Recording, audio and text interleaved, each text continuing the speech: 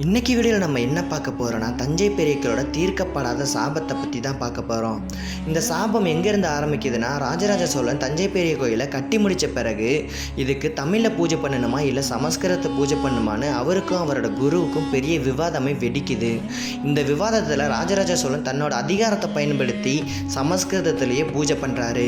இதை தாங்க முடியாத கரூரார் அவருக்கு ஒரு சாபத்தை விடுறாரு.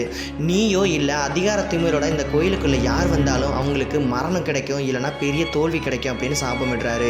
இது நடந்த கொஞ்ச நாள்லயே பார்த்தீங்கன்னா ராஜராஜ சோழன் மர்மமான முறையில் இறந்து போகிறாரு. அதுக்கப்புறம் எம்ஜிஆர் இந்திரா காந்தியும் தஞ்சை பெரியக்குழுக்குள்ளே போகிறாங்க. இதுக்கப்புறம் இந்திரா காந்தி சுட்டு கொல்லப்படுறாங்க. எம்ஜிஆர் பார்த்தீங்கன்னா உடல்நலக்குறையினால இறந்து போகிறாரு.